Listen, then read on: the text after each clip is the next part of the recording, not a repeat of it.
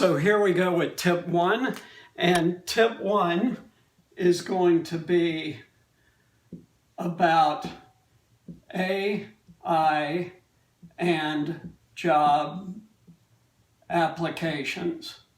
So right now, many of the hugest companies are already using AI to screen all the applications they get.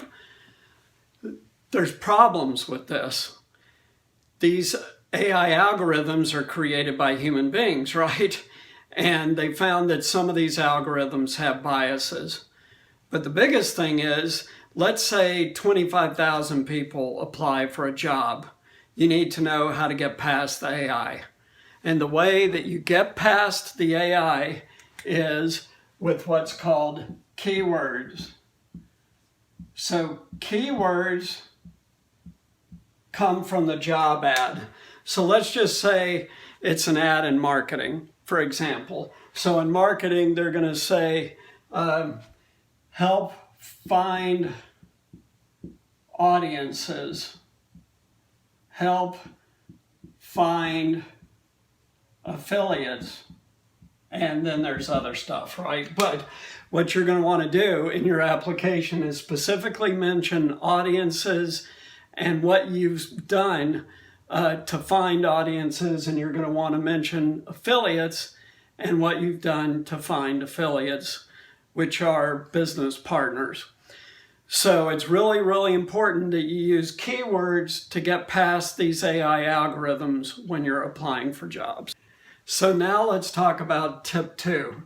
Tip 2 is a bigger issue in terms of your life, and it'll mean making a choice.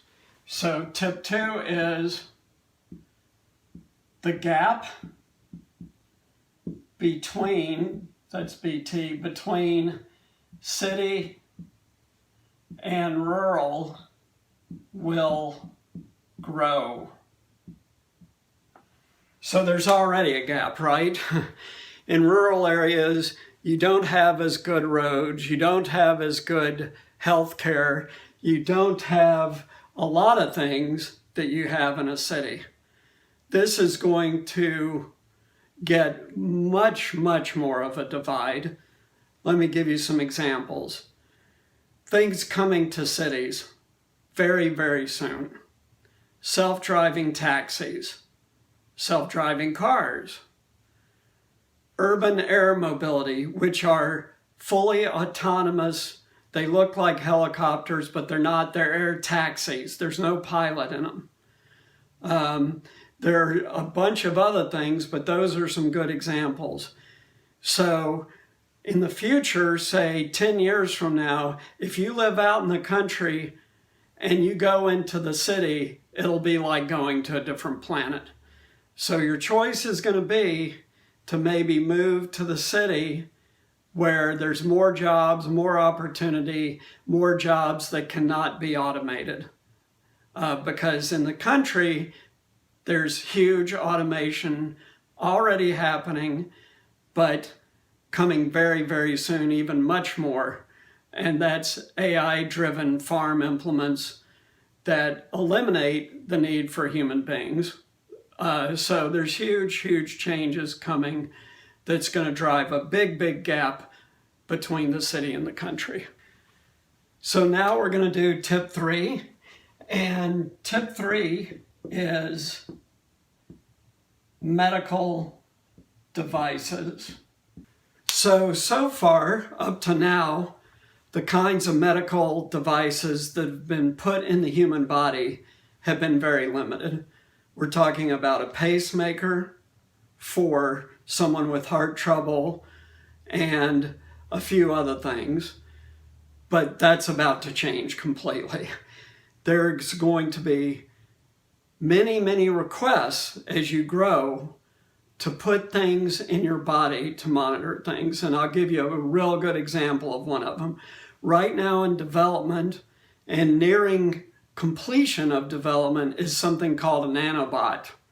These exist for other purposes, but in the medical space, nanobots will be so small they'll go through your bloodstream, they'll look at cells, and they will repair cells at the cellular level.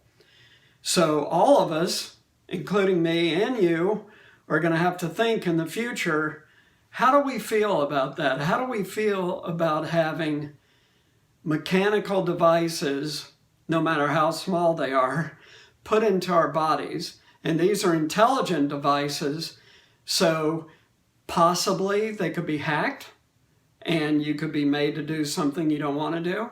I mean, that's a theoretical possibility. But these kind of devices are going to become more and more common. How do we know that? This is a tracker ring. People have tracker watches. All of this is creating data. All that's new. Your health app on your iPhone or the corresponding app on your Google phone, Android phone. So there's many, many changes coming, and you got to start to think about now, do I want this for myself? Do I care? It's fine. Or I do care and I don't want this. There will be things that happen because of your choice either way. So AI is automating jobs, and you want to pick a job that is not subject to automation as much, like nursing. That's tip 1. Tip 2, learning to act more but differently with advanced technology, not routine tasks, but value-added things like analysis instead of regular transaction and accounting. And tip 3 is start thinking about how you feel about having a bunch of medical devices in or on your body more than now, much more, which has benefits, of course, but also affects your privacy and may affect control of your body in some way. So those are great things to think about, and I hope these tips helped.